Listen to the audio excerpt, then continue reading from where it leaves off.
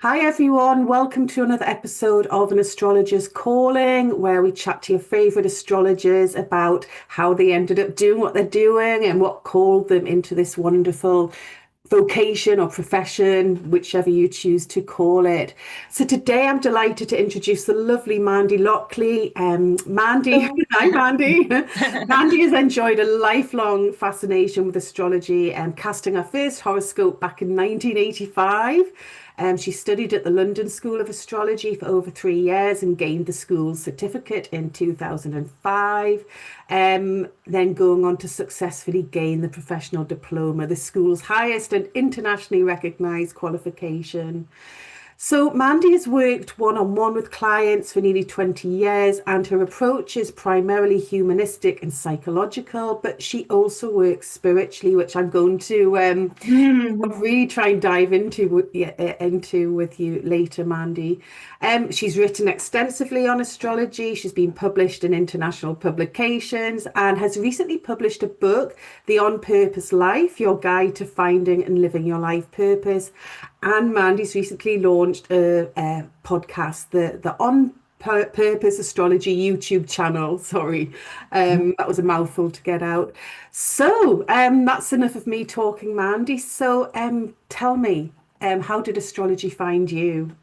Oh well, the usual story. I got obsessed with the magazine horoscopes, and being a Capricorn, I was always looking for, nice things about nice and exciting things to learn about Capricorn. And Capricorn always felt a bit like, oh, is Capricorn a bit boring? I'd rather be a Sagittarius. It sounds like they have much more fun. But so I kind of looked into that a lot, and then I thought I think I just had a growing interest.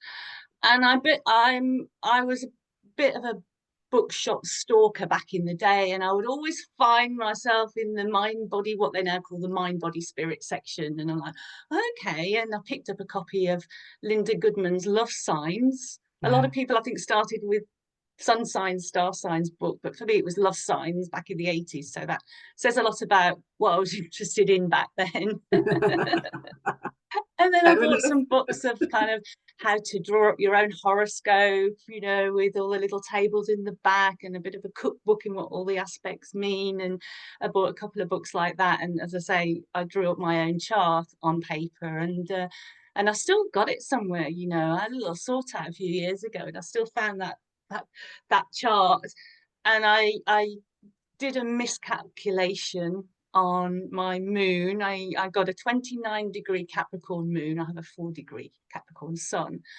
And like, oh, I'm a double Capricorn. Oh, that didn't feel quite right. And then when I actually did my maths correctly, it's an early Aquarius moon. But what really struck me is when I saw that I had a Gemini ascendant and the North Node in Gemini and Jupiter in Gemini, a lot of Gemini, also a lot of air, a lot of Aquarius in my chart as well. That suddenly seemed to make sense. That kind of earth, air, energy, that kind of, yeah, I'm not, there is definitely that Capricorn part of me that's really, really strong. It doesn't have any Ptolemaic aspects, i.e., any major aspects. Yeah. It only has a semi square to Neptune in Scorpio. That's about it. And but it really made sense having this airy side of me, particularly the Gemini side of me, because it was kind of like that restlessness that I felt, that lack of patience. And Capricorn is known for its patience and its discipline and its hard work, whereas I would kind of it would come up in my school report a lot that I wasn't consistent. I wasn't, I would work hard one day, and then if something bored me, I'd be like, no, I can't be bothered with that. So that kind of made a lot of sense to me. Like Yeah. so yeah, so that's what started it for me. And then when I started to take my studies seriously, it was really interesting. I was working for a sports marketing agency, and it was a lot of travel, and it was great fun for a long time.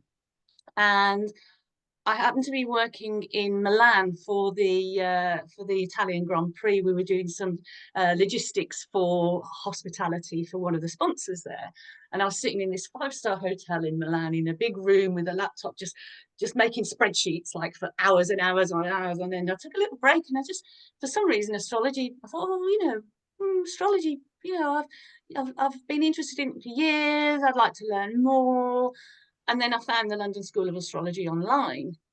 And then I found out that, and this happens quite a lot when you kind of get called to, for me, when you kind of get called to do things. Then I Yeah. saw that 2 days after I got back from my work trip, they've got an open evening. So I went along to that, and then I joined, and yeah, the rest is Yeah. history really. And then I Yeah. really got into it, and I was obsessed. And Yeah. I would be at work, and I'd have my ephemeris and at work and looking everything up, and all my colleagues would be coming up to, can you look at my chart? Can you look at my chart? Can you look at the chart of the boy that I'm interested in? And all that kind of thing. You know what Yes, it's. yeah, yeah, yeah. It's no that it's amazing how many of us are drawn into it through those sun sign Mm, horoscopes, and mm, so mm. really we've got a lot to be grateful and thankful for. Absolutely, And absolutely. when sun sign astrology is done well, it can be Mm, absolutely incredible. mm, And mm. I remember the same as you, the first time I ever saw my chart, I was like, a whole new universe had opened up Yes. because for most of my life I'd been reading just Cancer. I've been reading the Cancer horoscopes. And then I realized that I was Capricorn rising with a rising Capricorn moon. So I could read the Capricorn column as well. Yes, I did the same. Read Gemini and Aquarius as well, and Capricorn, and then Exactly. pick the best one. Say, oh, that looks like. Exactly. So, and then I started doing that for like my family. So I'd read their rising sign. So I was reading every single sign in the horoscope column, and it was because I could, it was justified. So, Yeah. yeah, magic when you look back. But I don't think anyone will ever forget the first time they ever see their natal chart. Yeah, yeah, and it's so beautiful and it's hand drawn as well. Because back then there wasn't, there wasn't the internet. You couldn't there wasn't Mm, software, or you had to calculate it by hand. And that process, I mean, even now when I work with clients, I will obviously use my solar fire mm. program to make the chart, but I will actually draw it out by hand as well, and to make that connection. I find that really kind of useful. Yeah, yeah, absolutely. I've been talking, to a few other astrologers on this series, and so many of them still like to either hand draw the chart if they've got time, or what I like to do, I'll just print the chart and then I just make handwritten Yeah, notes on the yeah, chart. So I still get that physical contact, and yeah.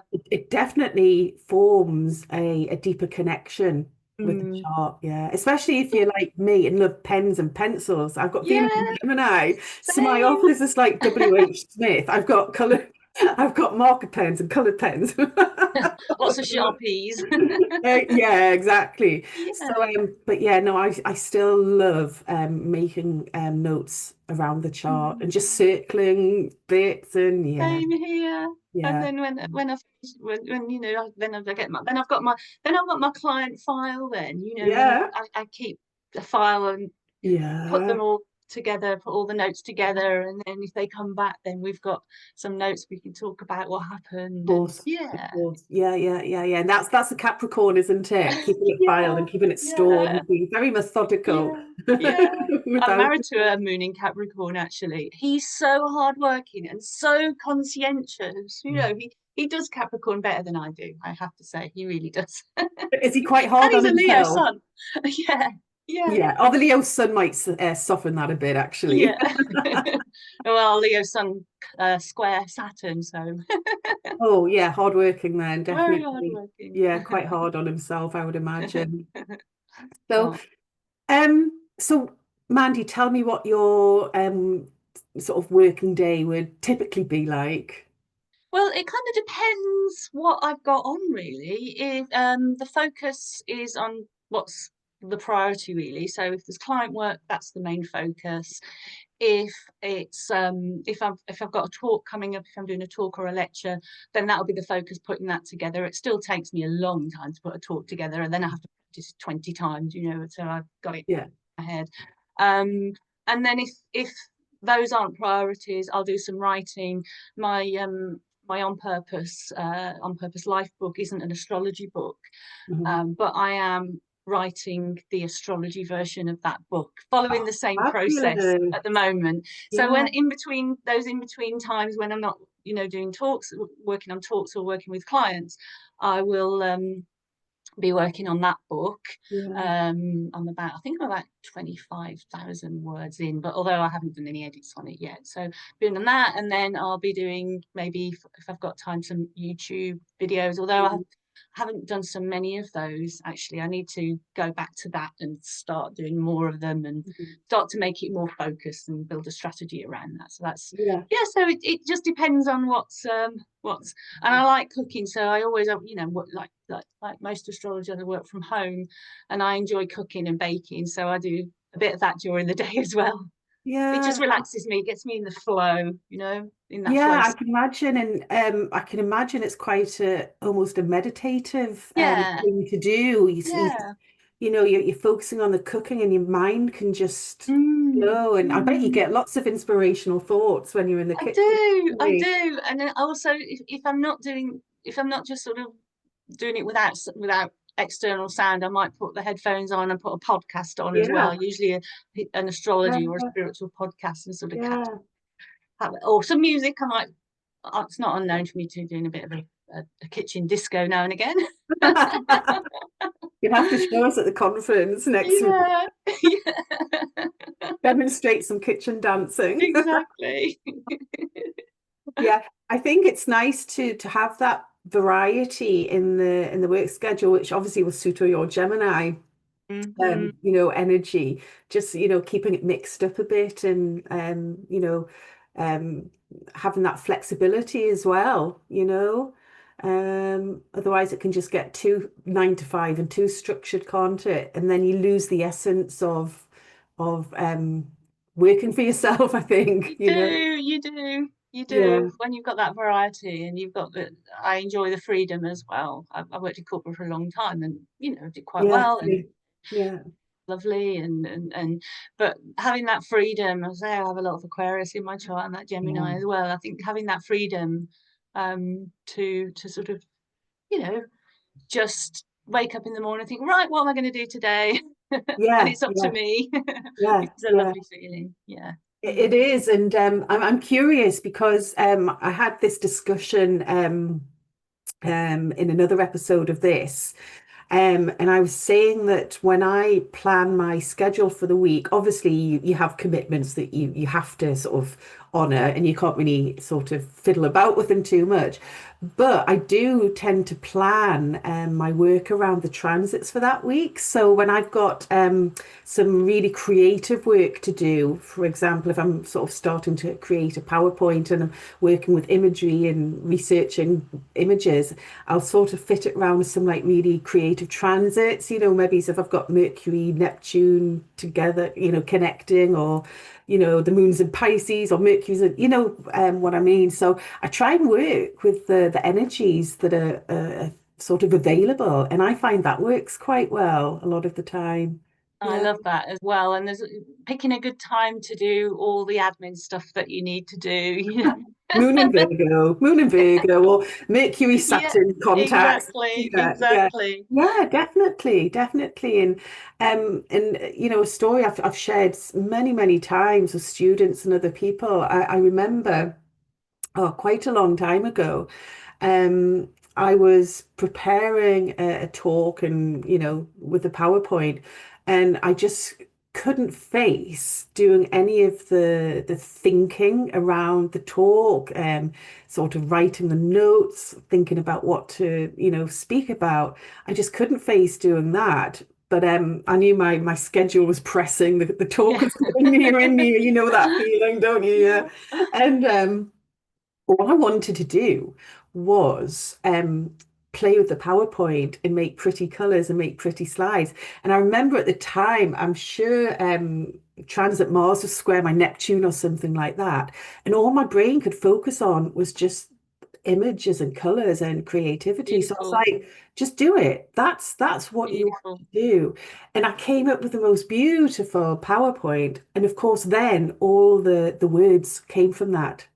that beautiful process. Oh, got chills. That's that beautiful process. It's going with the flow, isn't it? yes. Sometimes I feel like we because sometimes I think the language of astrology, not the language of astrology. Astrology is a language, but our language, the language we speak, is sometimes limited in the way we describe what astrology is. Because very often when we speak, it sounds as if we're saying the planets are making things happen Yeah. or doing things to us, whereas really, I think more and more I feel that we're in resonance with the planets, and also I feel more that we are able to co-create with the planets, with the energy Yeah. of the planets. And I'm Yeah. even coming, and this might be controversial, coming to believe that that there is some kind of consciousness. The planets have some kind of consciousness as well, so we link with their consciousness, and I think that's how astrology for me works. And you've just given a perfect example with that kind of tuning into that Yeah. consciousness of it and that resonance of it, and then like letting that bit of stress go of like, well, I need to be writing these words, I need to be, what am I going Yeah. to say? And no, I'm just going to go with that flow. And he ended it with something really beautiful and stunning, and like you say, then it just flowed. It's Yeah, yeah, absolutely. example. And I think it's not only about tuning in to the energies that are available to us, but it's listening to them. If I forced myself to write that particular day, it would have been stressful. I would have had writer's block. I probably would have wasted most of the day. But instead, I used the energies that were with me.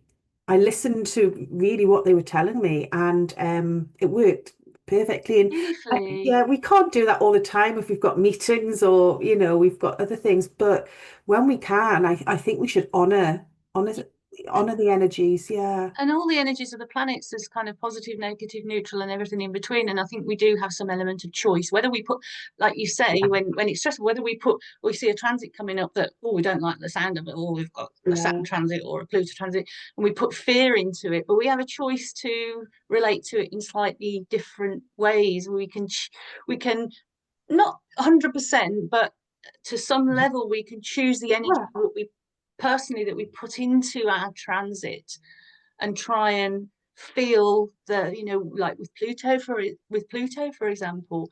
Well, what's Pluto trying to tell me that I can't see, or that I don't already know, that then eventually um, we can come to some form of enlightenment, because Pluto brings things to light, doesn't it? Yeah. We might not like it, and we might feel a bit dirty when we see the truth of things that come up.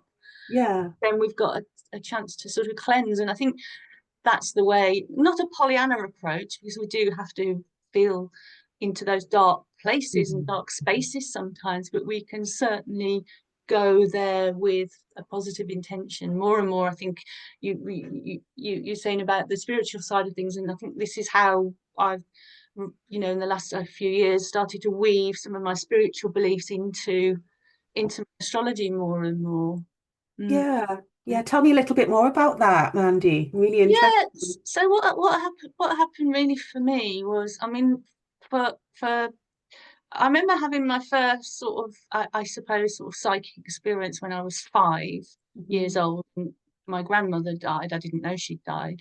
Energetically, probably subconsciously, I knew, and she came to visit me when I was 5, and in a kind of a vision in the middle of the night, and it was all glowing and white, and she told me she'd gone to live with the angels and to be a good girl for my mummy. And my mum always told me this story, told this story, that when she told me, she said, oh, I've got some terrible news, because I was very close to my granny. And oh, your granny's passed away. I go, "Oh, yeah," like all nonchalantly, like a 5-year-old would. Yeah, Yeah. yeah, I know. She came the other night and sort of told me she's gone to live with the angels. It's all right, mummy, kind of thing.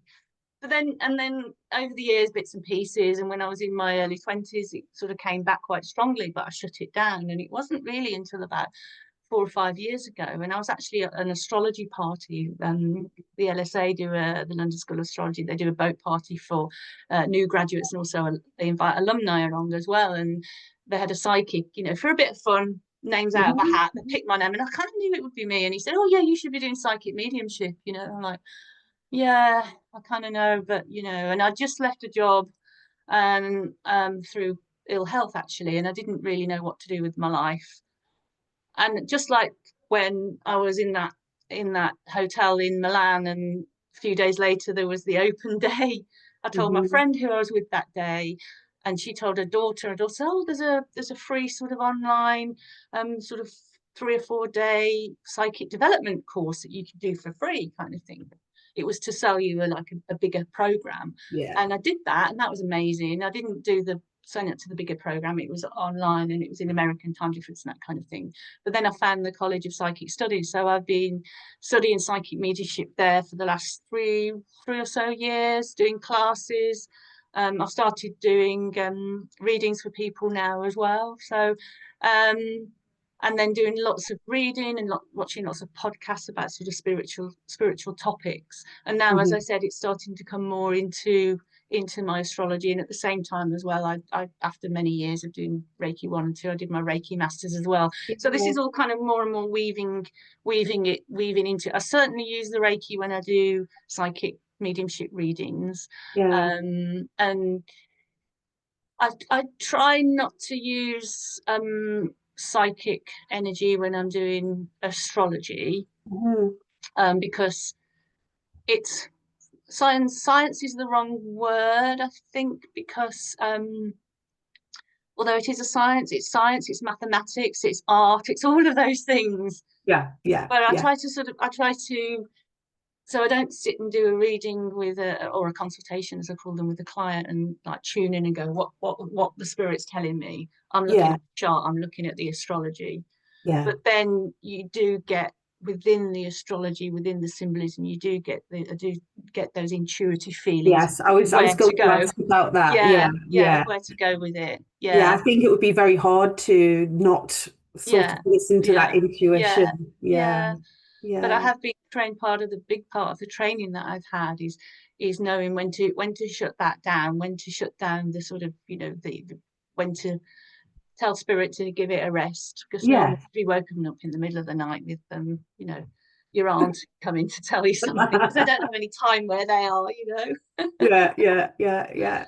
Yeah, That's fascinating. And I think that's a subject for a whole episode on its own sometime if you want yeah, to come yeah, back in the future yeah. and tell us more about that. Yeah, I did a talk at last year's astrological conference called Talking to the Dead, which I did research into the charts of people who are mediums, and Yeah. there was a lot of Pluto energy, as you would imagine, and there was Neptune energy as well, with Yeah. more on the psychic side and the channeling side of things as well. Very interesting. Yeah. So where do you think, I mean, you don't have to share your natal placements if you don't want to, but I'm just curious where you think that might come from in your chart. I've got I have, as I said, that Sun, Hmm. Capricorn, no Ptolemaic aspects in the eighth Yeah. house. So that's the That house of eighth the house. Yeah. unseen and Yeah. the occult. Yeah. And its only real aspect to another planet is a semi square to Neptune in Yeah. Scorpio, Ah, Pluto's sign, yeah. in the sixth house of service and work and service. And I very much think of it as sort of service, as Yeah. spiritual work. I like to think of it as service as well as Mhm. it's interesting, but it's also service. And I Yeah. have Mercury Pluto square as well. Yeah, yeah. So Yeah.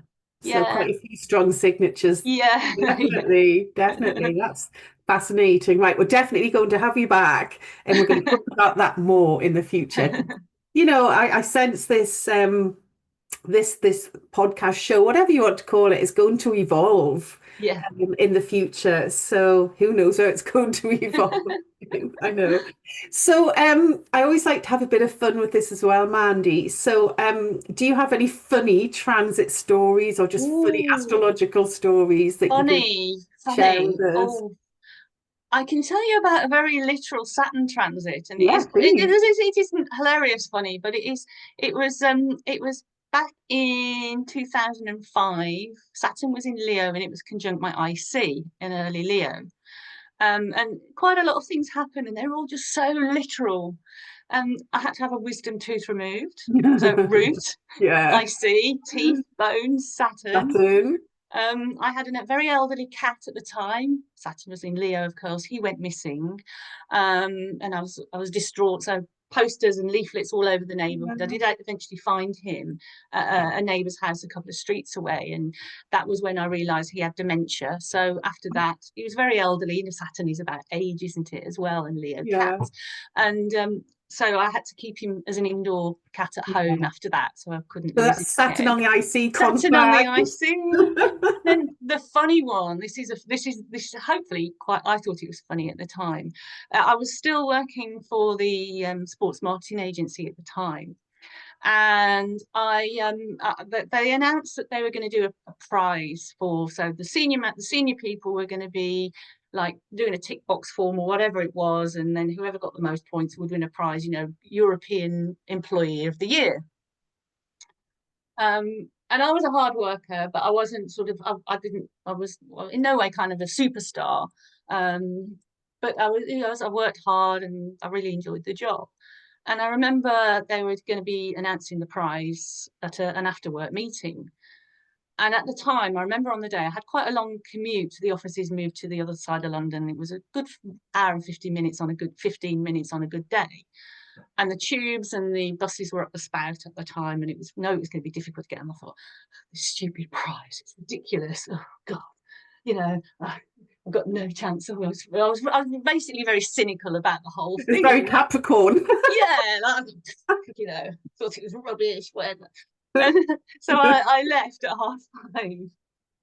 I had a terrible time getting home. I think it took me about 2.5 getting home. I was halfway getting home, and then I was having to walk quite a bit. It was actually quite sadly, it was not long after the London tube bombings, Yeah. no, 2011. Sitting in a park, not that far from home, but I needed a rest, and it was hot. The phone rings, and it's the managing director of the company going, "Where are you? You won." Nobody thought you'd win, but you won. And the reason I think associated with that Saturn is because it's about hard work, delayed reward. It's not about being the big shiny star. It's about sort of that hard work, almost behind the scenes Yeah. on the IC there. So that was really interesting. Of course, I was on the IC. I wasn't there to get my reward. I wasn't even there in person. And funnily enough, I did leave the job not that long after that. I did the job for a long time. I travelled all over Europe. I worked on events in athletics and rugby and Formula One, and it was just amazing. I really enjoyed it.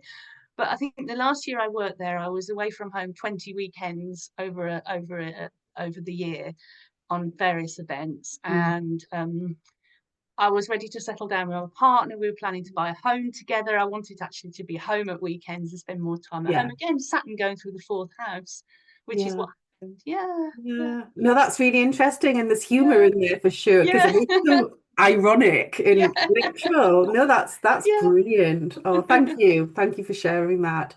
Um, so before we finish, Mandy, any words of wisdom about the astrological weather at the moment?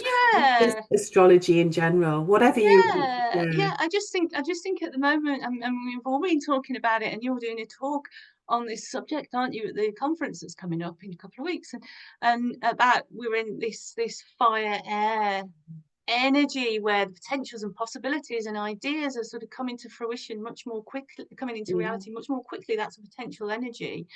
Um, so I think again, what a lot of astrologers are saying is just like strap yourself in, but also because these things are moving fast, but also strap yourself in, but also strap yourself in nice so you're nice and safe, so that will allow you to kind of go with the flow of the energies. I don't think resistance and denial is going to be a good place to be right now. We've got that Saturn Neptune in Aries conjunction, and it's in sextile to Uranus in Gemini, and it's trine with Pluto in Aquarius, and then that's going to be exact, I think, in February. But Yeah. what's interesting in Andre Barbeau's book, mundane astrology, which he wrote years and years ago. I mean, he predicted the pandemic, didn't he? Not in that book, but I think in an article. Yeah. He says that configuration, he calls it potentially the most benefic configuration of the century. Yeah, apparently, sort of Yeah, this yeah. period, the next Mm, sort of couple of years are going to be mm, the best years of, mm. yeah, the century. So I'm not quite feeling that yet. I'm not quite feeling that yet, but in July, when Saturn's moved on, Yeah. and we've got Jupiter and Leo making that opposition to Pluto, and it's almost like I looked at the chart recently and I took out all the other aspects just so I could actually see the shape of that configuration, Yeah. and it's almost like a half. I don't know what you call the configuration, but it's almost like a half mystic rectangle. So that's Hmm. all about balance and opportunity and moving into the new energy. So that there is really a fantastic potential Yeah, yeah, there. Like I said, yeah. that conscious co-creation with the planets, I think in the fire air era that we're in now, which Hmm. really started in 2020 when we settled into the new Earth, the new air mutation of Yeah, yeah, yeah, Saturn. yeah. Um, the changes over that period where we were Yeah. transitioning to from Mhm. earth to air was a 40-year period, and we saw rapid change, didn't we? Oh, yeah, um, yeah, yeah, absolutely, you know, absolutely. with the communication, the information age, Hmm. internet, all that kind of thing, mobile phones and all that kind of thing. So I think we shouldn't take a fatalistic view of the in my view we shouldn't take a fatalistic view of the planets. We've got Saturn, which is about mastery and taking responsibility. We've got Neptune, which is about surrender and going with the flow, imagination and vision and dreaming. We've got the awakening to the truth. Very much, I think, is both Uranus in Gemini and also Pluto in Aquarius, and holding contradictory truths and contradictory information.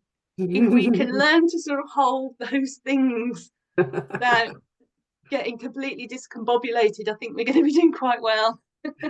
Yeah, yeah, I think so. I think this is a really exciting time. It Yeah, is. probably a little bit scary.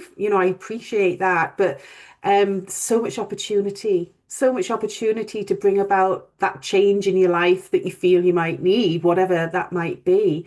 And I do think this year is probably a little bit more challenging Mm. than next year will hopefully be, because we're sort of in, out, backwards, forwards this year, and it's just a little bit unstable this year. But I think next year, when we settle into that air fire properly, I think things should settle down, and that's when we can see the potential, Yeah, and we'll yeah. start to see that potential manifesting. Hopefully, I think this year is about testing things out, isn't it? Yeah, yeah, it's very, very much so. And I think I'd like to see more peace in the world. I think Oh, I know, I that know. that's hopefully that's not wishful thinking. But there's going to be a lot of talk, a lot of noise, a lot of discussion, and I think there's going to be a lot more pressure as well, Hmm. for for peaceful resolutions for some of the things that are going on in the world. And of course, as above, so below, as macro, so micro. These are energies that we can bring into our more Yeah, into that. And the more you talked about sort of the influence of the spiritual work that I've been doing. I believe that when you want peace, be peaceful. When you yeah, want change, be change. yeah. That if you can put, even if just a few of us, and then that exponential growth of people going out of that fear and into more of wanting wanting peace, wanting more freedom for people, wanting more equality for people, if we can all feel that and be that as much as we possibly can in our own personal lives, I do think it does have Yes. an effect on the collective. Oh, absolutely, absolutely. And it's almost about manifestation.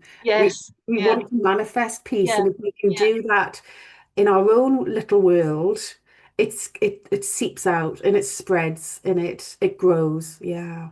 We have to not just think it though; we have to feel it. I Yeah. think that's the key, isn't it? That's Yeah. the key. Yeah. Mm. Yeah, absolutely. Wonderful. Astrology, we're so lucky. I'm so grateful to astrology for the community, for the meaning that it gives to my Yeah. life. Yeah. you Yeah. know. I can't imagine life without it. No, no. Because it How just did we helps. ever cope? I know, because it just helps make sense Mm, of everything, really. And mm. even if you're going through a challenging period or whatever, at least you have an understanding of why that's happening, how it's contributing to your personal growth, and that it won't last forever. Yes, it won't last forever. And then when you have further down the line, say with Saturn, and you have a repeat of Mhm. a transit, Saturn comes around Yeah, again, or does it square, or it's after its conjunction?